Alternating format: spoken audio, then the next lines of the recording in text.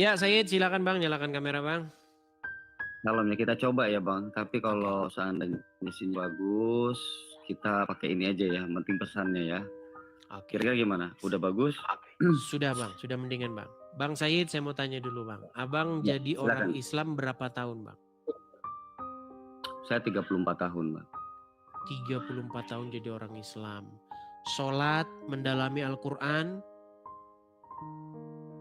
Iya, Oke. iya Bang. Apa Sholat. buktinya Bang? Bisa nggak Abang membacakan atau membunyikan ayat-ayat ketika Anda sholat atau bagaimana? Untuk mengindikasi, bukan untuk nyuruh Islam ya, tetapi untuk membuktikan atau mengindikasikan bahwa memang benar Anda pernah 34 tahun jadi orang Islam. Silakan Bang. Ya saya coba ya, mudah-mudahan saya masih hafal. Soalnya sudah 5 tahun saya tobat ya. Coba 5 kita, tahun. saya juga baca surat ayat kursi. Allah la ilaha illa huwal hayyul qayyum la ta'khudhuhu sinatu wa la naum lahu ma fis samawati wa ma fil ard man dzalladzi yashfa'u indahu illa bi idni ya'lamu ma baina aydihim wa ma khalfahum wa la yuhituna bi syai'in min ilmihi illa bima syaa wa syi'a kursiyyus samawati wal ard wa la ya'uduhu hifdzuhuma wa huwal aliyyul azim. Sah. Bismillahirrahmanirrahim. Sah Bang, udah sah. Udah. Cukup Bang, cukup, udah sah. Sudah sah. Oke Bang. Saya on cam ya Bang ya, saya on cam. Oke, baik. Karena Oke, agak ini jadi. Ya, boleh. Karena sudah dikonfirmasi ya. Oke Bang, jadi sekarang ini Abang ini sudah jadi orang Kristen. Ya, puji Tuhan Bang, puji Tuhan. Sudah 5 tahun. Puji Tuhan, baik Bang. Jadi apa kira-kira Bang pesan Abang kepada orang-orang yang mungkin pernah atau dalam proses menjalani perjalanan seperti yang Anda sudah pernah lakukan Bang? Apa kira-kira pesan Anda kepada mereka Bang? Karena ada banyak sekali Bang orang-orang yang sudah mulai meragukan agama Islam, mereka pengen masuk Kristen tetapi masih ada penghalang-penghalang sehingga mereka masih menunda-nunda. Apa pesan Anda kepada mereka Bang? Silakan. Ya, yang pertama adalah bahwa kita harus akui, terutama saya pribadi, pada saat saya menjadi seorang Muslim, saya bukan tidak bisa mengaji, melainkan memang saya tidak pernah mencari tentang makna apa yang saya baca.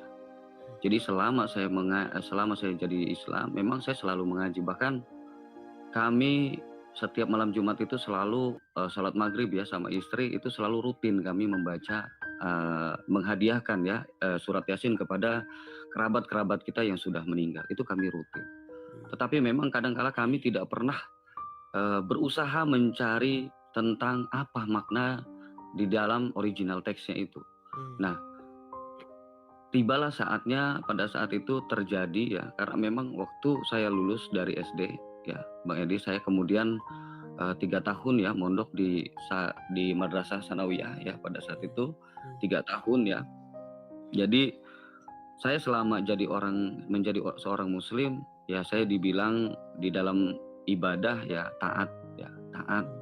Artinya memang saya bolong-bolong itu mungkin hanya terhitung. Jadi artinya baik sholat tahajud, sholat duha itu masih saya menjalankan itu walaupun saya sudah punya istri. Jadi artinya ini kegiatan yang rutin saya lakukan sampai saya memiliki seorang istri dan anak, ini masih rutin. Bahkan saya setelah punya istri pun dan anak, saya masih ikut pengajian tausiah setiap malam Jumat ya, saya ikut ya.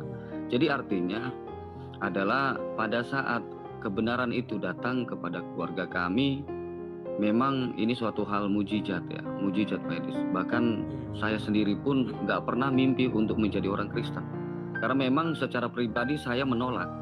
Bahkan kalau jujur saya sangat menertawai ya saudara-saudara waktu itu, gimana mereka nyembah Tuhan, orang Tuhan yang metong, itu pertanyaan saya dari dulu.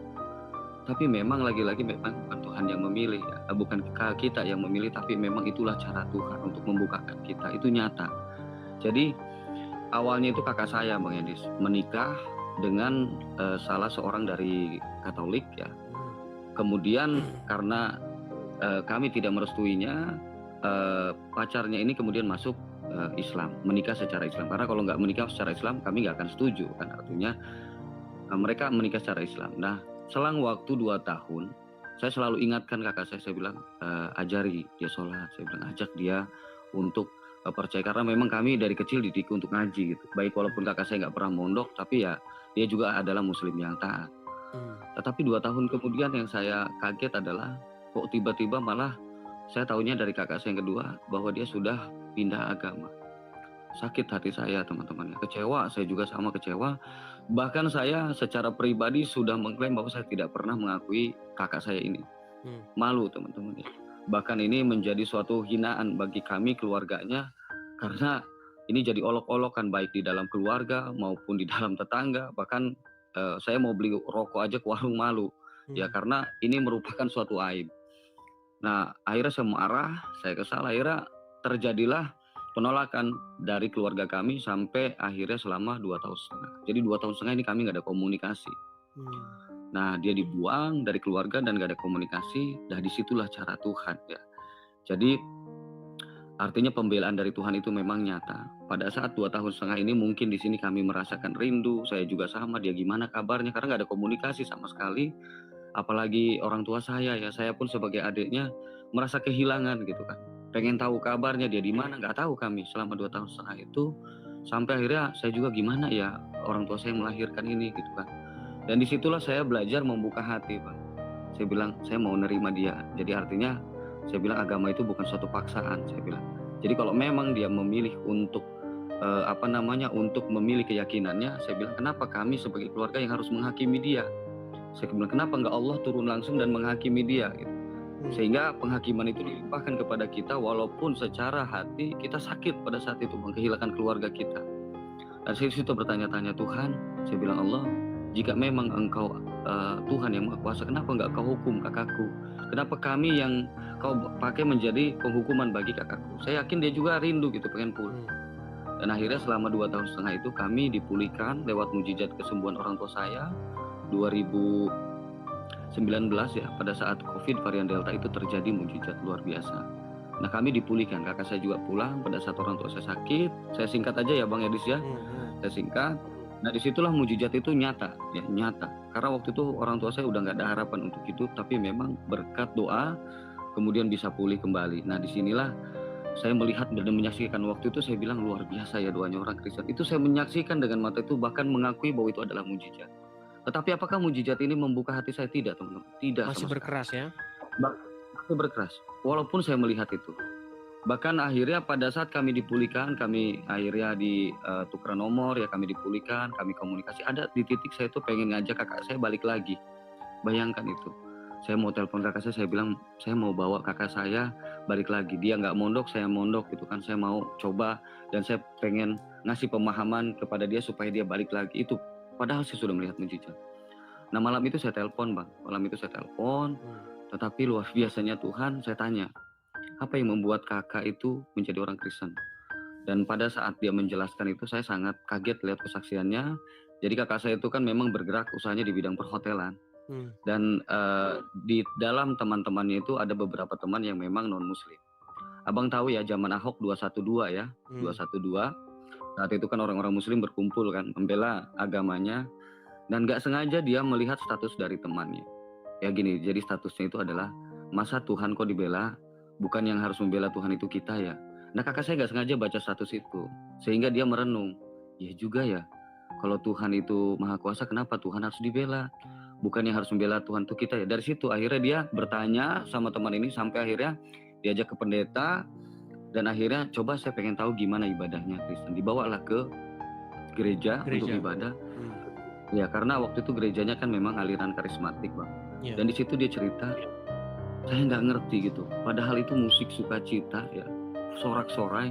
Tapi pada saat pujian itu dia malah nangis Bang. Loh saya bilang kok bisa? Apa yang membuat kakak nangis? Harusnya kan heran gitu dengan ibadahnya kan. Tapi kok ini nangis? Apa yang membuat kakak nangis? Saya bilang, saya nggak ngerti. Pokoknya waktu itu saya sedih aja, nggak ketahan gitu air mata itu. Saya bilang kok bisa ya? Apa? Saya kan pakai logika mikirnya ya. Kok bisa ya? Saya juga nggak ngerti. Nah akhirnya kakak saya dibawa ke ruangan setelah ibadah itu, dan akhirnya mereka mengatakan bahwa itu adalah zaman Roh Kudus. Kakak saya juga belum percaya.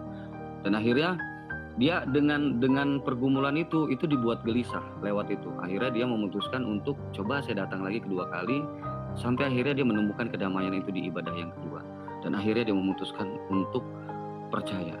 Di situ saya bengong, Mbak. Jadi awalnya yang niat saya mau ngajak kakak saya balik lagi, ternyata saya kok bisa ya? Kok bisa itu? Pertanyaan saya sampai ngeblank saya. Hmm. Dan akhirnya dia menanyakan kepada saya tentang mujizat. Oke. Coba saya mau tanya, mujizat itu apa sih? Nah, saya buka menurut keyakinan saya yaitu Al-Quran. Nah, Al-Quran ini kakak saya menganggap bahwa itu bukan mujizat tapi pedoman. Oke, saya setuju karena memang nggak artinya ini nggak bisa dibuktikan secara sains gitu. Kalau mujizat itu kan memang kuasa ilahi yang luar biasa ajaib gitu. Kalau emang Al-Quran kan nggak begitu ajaib. Oke lah, saya terima. Kemudian mujizat yang kedua apa? Membelah bulan. Oke, apa ceritakan? Saya ceritakan.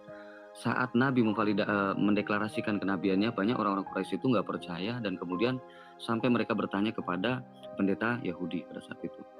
Dan kata pendeta Yahudi bahwa kalau memang dia adalah nabi, harusnya dia dapat melakukan mujizat itu. Akhirnya dibawalah Mr. M ini kepada pendeta Yahudi dan akhirnya dia terdiam pada saat ditanya, maka turunlah wahyu. Tunjuklah bulan itu dengan jarimu, maka dengan izin Allah bulan itu akan terbelah.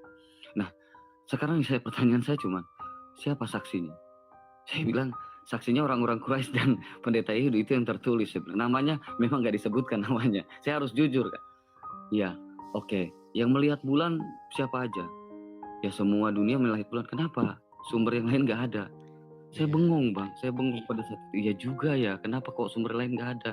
Nah, melalui ini saya kemudian bertanya-tanya pak. Kemudian saya coba gali informasi-informasi tentang ajaran Islam. Awalnya cuma itu teman-teman. Sederhana kan? Dan di situ saya menemukan ketidakbenaran ya. Bagaimana ini kok bisa diikuti gitu dengan teladannya Nabi ya, yaitu tentang pernikahan, tentang di dalam surat Abasa 1 ya, tentang seorang yang buta datang kepadanya padahal ingin belajar Islam. Kok bisa ya ada teladan ya seperti ini, sedangkan Yesus ada orang buta dia sembuhkan, tapi kok ini tolak. Kemudian dia mengajarkan berbohong itu nggak boleh, kok ini kok boleh gitu kan. Memang nggak masuk akal buat saya gitu. Kok begini? Itulah saya mulai ragu bang, nggak sholat. Saya menjadi orang yang nggak sholat itu selama dua bulan setengah. Jadi buat percaya kepada Yesus Tuhan juga memang saya sulit. Bagaimana saya nyembah manusia? Tapi saya udah ragu di keyakinan saya. Jadi begitu pencarian saya itu memang saya udah kok ada ya keyakinan seperti ini gitu. Bagaimana teladan ini kok nggak ada teladan yang nggak bisa kita ikuti? Contoh terhadap Aisyah kan, kita nggak bisa kan melakukan ini gitu, mengikuti ajaran ini. Artinya kalau kita ikuti ini ya bertolak belakang dengan kemanusiaan kita kan, logika kita begitu. Jadi kok ada bisa ataupun memang lebih dari 13. Sedangkan Tuhan menciptakan Adam itu pasangannya cuma Hawa, siapa lagi kan gitu. Nah, disitulah saya kemudian ragu Pak. 2 bulan setengah saya udah nggak sholat, istri saya sama sholat, orang tua saya juga sholat, saya diajak, saya bilang enggak, saya udah nggak yakin. Oh ya udah, nggak paksa mereka. Tapi saya juga bergumul aja sampai akhirnya saya bingung, kayak orang nggak punya agama gitu. Tuhan saya siapa ya gitu kan. Dan sampai seketika saya telepon lagi Kak, saya bilang, kok saya jadi gini ya gitu. Untuk balik lagi ke keyakinan saya ragu. Tapi saya untuk percaya bahwa Yesus adalah Tuhan, saya bilang saya juga bagaimana gitu, hati saya nolak gitu kan. Kok saya menuhankan manusia gitu. Dan akhirnya apa yang kakak saya bilang, sama, kakak juga pernah di situ. Terus apa yang saya harus lakukan? Kamu berdoa. Kamu berdoa. Anggap kamu sekarang sedang mencari Tuhan dan kamu nggak tahu Tuhan mana yang kamu sembah ini adalah Tuhan yang benar. Semua agama mengaku punya Tuhan dan Tuhannya berbeda. Tetapi hanya ada satu Tuhan yang benar. Cari sama Tuhan. Kamu berdoa sama Tuhan, minta sama Tuhan, tunjukkan siapa Tuhan yang benar. Pada saat kamu berdoa, kakak yakin bahwa kamu akan menemukan Tuhan itu. Dan saya coba bang. Jam 2 malam itu saya masuk kamar, saya gelar sejadah. Saya nangis sama Tuhan, saya bilang Tuhan, tolong bantu saya bilang Tuhan. Kalau memang Islam memang agama yang kau ridhoi, agama yang benar, bawa saya kembali yakin kepada Islam. Waktu itu saya doa begitu bang. Saya bilang bahwa saya kembali yakin bahwa memang ini adalah agama yang kau ridhoi, adalah agama yang benar. Karena waktu itu saya ragu. Tetapi jika memang ini bukan agama yang benar, saya bilang, tolong tunjukkan siapa Tuhan yang benar itu. Nah, saya nangis. Setelah saya nangis kemudian saya di situ udah tidur, tiba-tiba di dalam hati saya tuh besoknya itu ada suara bang, saya nggak ngerti itu suara apa, tiba-tiba mendorong saya suara itu, coba kamu cari Isa di dalam Al-Quran. Coba saya googling tentang Isa ini di dalam Al-Quran, saya banyak sekali menemukan kok bisa ya manusia seperti ini, kok ada ya manusia yang seperti ini ya. Itu banyak ya Bang Edis, kalau Bang Edis juga sama dari sana ya, memang sangat ajaib bisa ini. Kalau kita bilang kok bisa ya manusia seperti ini, Karena memang nggak ada manusia yang seperti dia, sangat luar biasa memang diceritakan. Nah kemudian saya di situ bergumul, sampai akhirnya tiba-tiba kakak saya telepon saya, mau nggak kakak kirimkan Alkitab? Ya boleh, saya bilang, dikirimkan saya Alkitab Bang. Saya baca, nggak ngerti saya sama sekali, walaupun itu bahasa Indonesia. Saya nggak mengerti sama sekali, walaupun itu bahasa Indonesia, saya pusing bacanya. Saya tutup, tapi ada suara lagi Bang di dalam hati saya itu, coba kamu cari Isa di dalam Alkitab. Saya kaget, kemudian saya googling, dan saya di situ banyak sekali menemukan persamaan. Terutama dia adalah jalan kebenaran, hada siratul mustaqim ya. Kemudian dia diciptakan dari firman-Nya ya, dari kalimat tuh dan waruhu minhu dan ruhnya ya, di An-Nisa 171. Dia hakim yang adil, riwayat Muslim 220. Dia yang awal dan akhir ya. Wal awal wal akhiru di Al-Hadid ayat 3, kok ini hampir mirip gitu kan. Saya bilang di sini ini siapa? Apakah ini manusia? Saya bilang gitu kan. Kalau dia manusia, kenapa ya ditunjuk menjadi hakim yang adil? Kenapa justru Allah juga menunjuk dia sebagai jalan yang lurus? Bukankah di dalam ayat yang lain mengatakan bahwa Allah itu adalah jalan yang lurus? Dan mengapa pada saat Allah memberikan statement Allah jalan yang lurus, tetapi Allah juga menunjuk Isa sebagai jalan yang lurus? Ini kan berbeda dengan Mr. M yang berada di jalan yang lurus. Karena Mr. M berada di jalan yang lurus di dalam surat Yasin. Sedangkan Allah justru sangat tegas mengatakan bahwa hadza siratul mustaqim itu kepada Isa.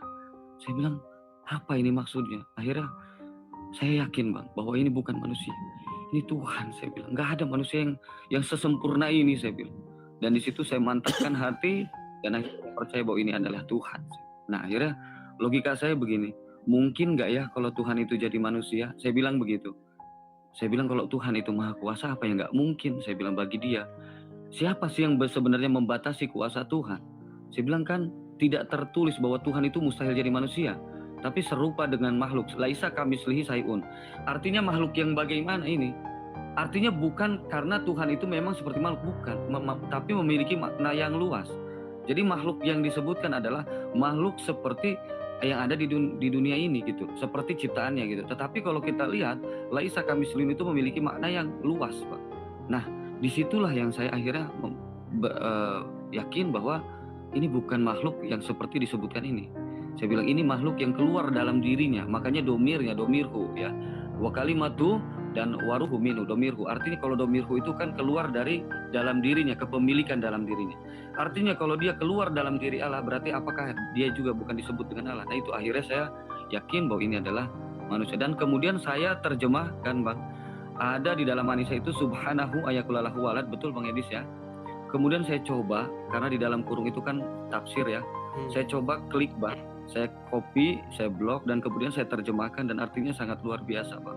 Jadi original teksnya begitu saya blok, subhanahu ayakulalahu walad artinya apa Bang? Maha suci Allah memiliki anak. Itu arti yang benar di dalam An-Nisa 171.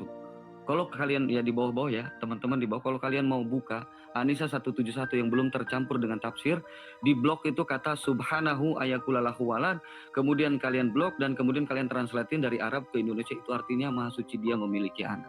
Artinya itu. Nah, di situ saya yakin Bang, dan kemudian saya memutuskan, saya percaya. Saya minta izin sama orang tua saya, kedua orang tua saya, mereka mengizinkan karena memang sudah ada kakak saya, cuman mama saya berpesan kalau kamu jadi orang Kristen, jadilah orang Kristen yang baik. Dan kemudian saya sampaikan kepada istri saya, karena kebetulan istri saya juga anak seorang guru ngaji Pak, anak ustadz. Saya bilang saya yakin bahwa ini adalah agama yang benar. Saya yakin bahwa inilah kebenaran. Saya bilang saya mau jadi orang Kristen. Istri saya minta pisah Pak, saya diam. Kemudian lain waktu saya juga ngomong lagi sama dia, saya bilang saya udah percaya, karena gelisah saya dibuat pada saat itu. Saya pengen tetap ikut Yesus. Begitu saya ngomong lagi, dia tetap minta pisah. Dan kemudian yang ketiga saya bilang, saya ada dorongan untuk berdoa di dalam hati saya, coba kamu berdoa. Dan akhirnya saya coba ambil Bang, berdoa malam hari ya, saya masuk kamar, saya gelar sajadah, saya sila, saya angkat tangan, saya bilang begini, Tuhan Yesus, kalau memang Engkau adalah Tuhan yang benar, menciptakan alam semesta ini Tuhan, Engkau begitu mudahnya. Waktu itu saya belum dibaptis Bang. Engkau juga Tuhan mampu membalikan istri saya agar dia bisa menerima saya menjadi orang Kristen. Itu doa saya kepada Tuhan. Karena saya udah punya 2 anak Bang Edis. Waktu itu saya bingung gitu loh, antara ikut Tuhan yang benar atau memang pisah. Saya bingung gitu. Saya berdoa dan akhirnya saya nangis sama Tuhan. Setelah saya berdoa, selesai saya berdoa, tiba-tiba di dalam hati saya itu kayak seolah ada keikhlasan. Ya udah Tuhan, saya mau coba ngomong sekali lagi sama istri saya. Kalau memang saya bicara sama istri saya dia tetap minta pisah, maka saya jujur Tuhan, saya akan ikut Engkau Tuhan, saya bilang. Walaupun istri saya tetap minta pisah, saya bilang, saya akan ikut Engkau Tuhan. Karena bagi saya ikut Tuhan yang benar itu adalah Tuhan yang utama. Sekalipun konsekuensinya saya harus kehilangan. Bilang, saya berapa lama lagi sih? Karena pada saat saya tidak ikut Tuhan yang benar, maka surganya pun tidak akan benar. Itu akhirnya saya berdoa dan seolah-olah kayak Tuhan atur, Bang. Kayak Tuhan atur sampai tiba waktunya, karena rumah saya waktu itu dekat dengan pantai. Saya kemudian jalan ke pantai dan kemudian tiba-tiba itu dorongan itu ada. Coba kamu ngomong. Dan saya ngomong sama istri saya bilang, Bun, saya mau jadi orang Kristen. Itu ketiga kali saya ngomong. Istri saya terdiam sampai kemudian saya ngomong sampai ketiga kali gimana. Dan istri saya cuma bilang apa? Ya udah. Kalau memang ayah mau jadi orang Kristen ya udah, nggak apa-apa. Ya nggak apa-apa bagaimana saya bilang. Ya nggak apa-apa. Mungkin berat ya, tapi ya nggak apa-apa. Ya nggak apa-apa gimana? Ya udah, Bunda terima ayah menjadi orang Kristen. Bunda ikhlas ayah menjadi orang Kristen, tetapi dengan satu syarat, jangan pernah ajak-ajak Bunda untuk menjadi orang Kristen. Waktu itu saya senang sekali, saya bahagia waktu itu. Nggak apa-apa Tuhan, sekalipun memang dia nggak percaya, tapi saya percaya. Dan itu 1 tahun kami jalani berbeda agama.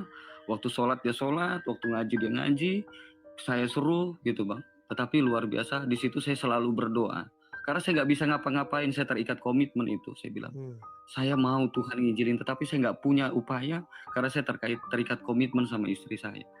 Saya terus, Bun sholat, saya bilang kalau malam Jumat Bun ngaji, saya bilang. Akhirnya saya selalu berdoa dan bahkan saya puasa. 1 tahun itu kami lalui, tiba-tiba apa yang mendorong dia menantang Tuhan Yesus. Dan itulah di situ mujizat itu terjadi. Dia nantang Tuhan dan kemudian dijawab sama Tuhan, dan melalui kesaksian istri saya itu akhirnya kedua orang tua saya yang dipulihkan kesehatannya terbuka dan kami akhirnya dipulihkan semuanya dan kemudian kami bertobat. Jadi pada saat melalui kesaksian istri saya, orang tua saya, keponakan saya dan anak-anak saya kemudian terbuka jadi 6 orang, kami diselamatkan, puji Tuhan. Jadi pesan saya menjadi buat